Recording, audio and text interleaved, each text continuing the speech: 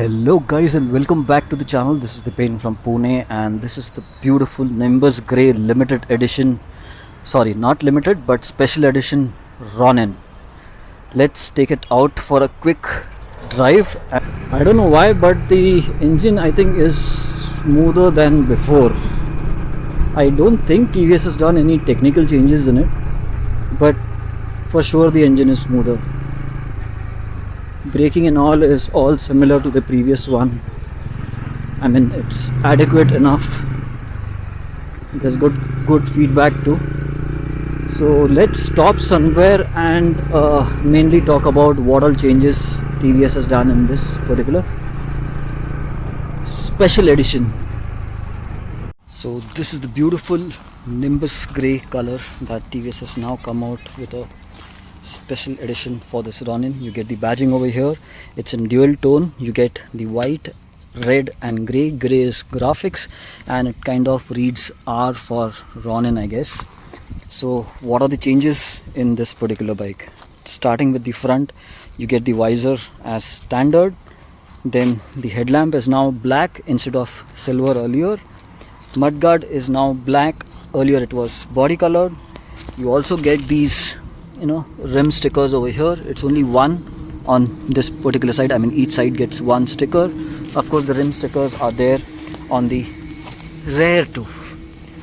On the side, obviously you notice the new color and the new graphics over here, and there is this cover over here which hides the FI and your ABS motors, etc. a little more beautifully. This cover looks much better than the one that was provided previously, and on the other side the cover looks somewhat like this. Now apart from these changes, you get the USB charger as standard over here. These are the adjustable levers. You get them on both the clutch and the brake side, and from far this is how the bike looks.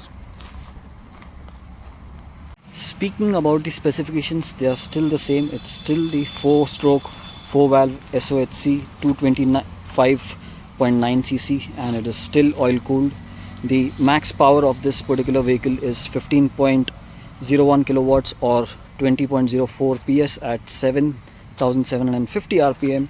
Max torque is somewhere at 19.93 Nm at 3,750 rpm.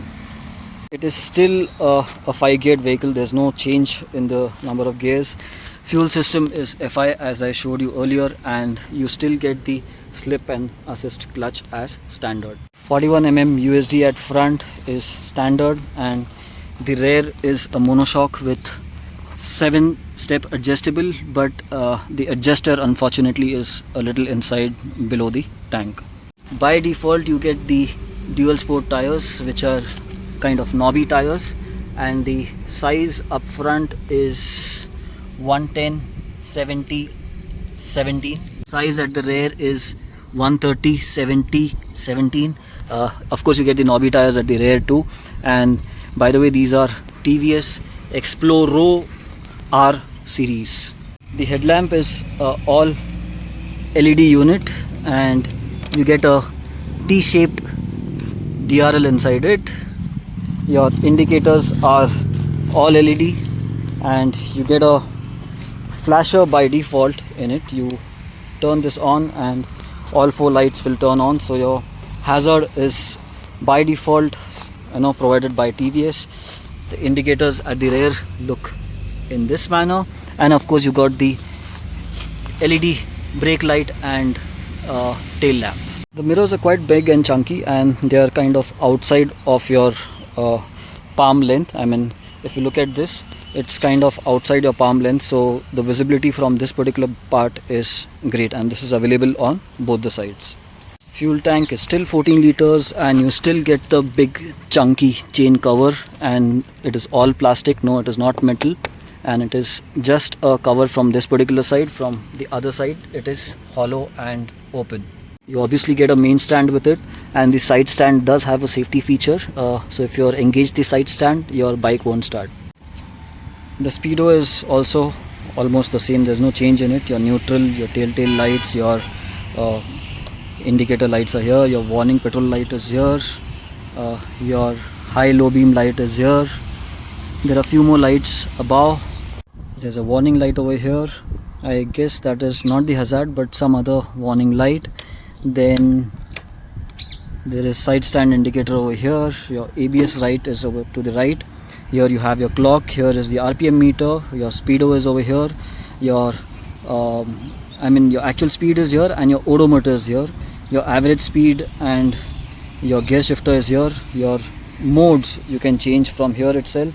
So now it has gone in the urban mode. You get Bluetooth connectivity in it. This particular button, as far as I know, is for lifting the calls or rejecting the calls and all. I've never used it. If someone has used it already from your Apache or any other bike, please do let me know in the comments. Your fuel gauge is over here. This is average speed for between the two ignition on and offs. So it will show you that average speed, and this will show the time duration between two ignition on and offs. The speedometer still is offset, and you get a nice space over here if you want to put your GPS navigation or any other thing, or a mobile holder somewhere around here. You got some good empty space. Let's hear the exhaust note once. That's how the bike starts. This is at idling. It's almost close to the Apache but a little softer.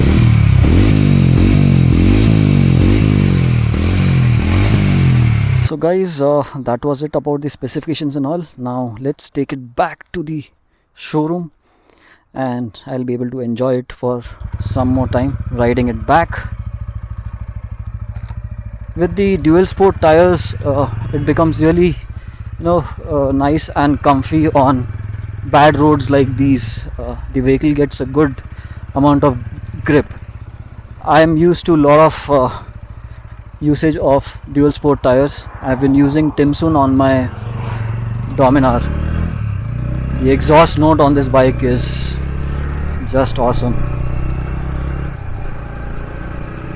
Check how is the torque of this bike. It's in second gear now, and there I start the engine and I give accelerator and it can push ahead.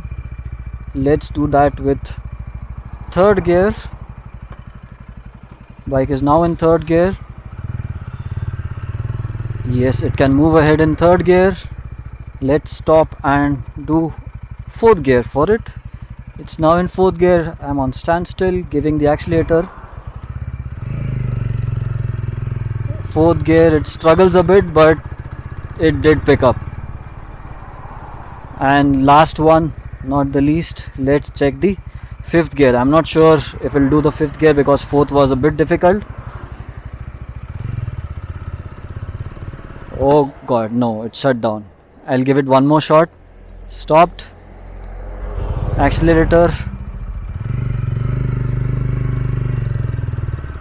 Your clutch is going to get spoiled. Fifth is not a good thing for this one. So as we saw, if you're in tough traffic conditions and the engine shutdowns for some reason and you're in second, third or fourth gear, you should be able to move the vehicle ahead.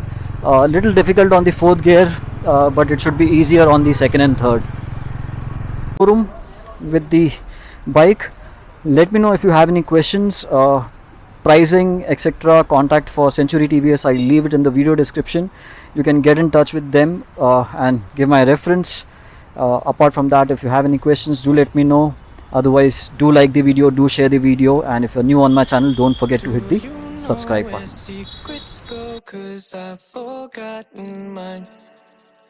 They've slipped out of my control, and you know where they hide. Your love's a little heavy, you're touching me already, and it's working up my nerves. You should probably forget me, 'cause I'm terrified you'll get me when I'm at my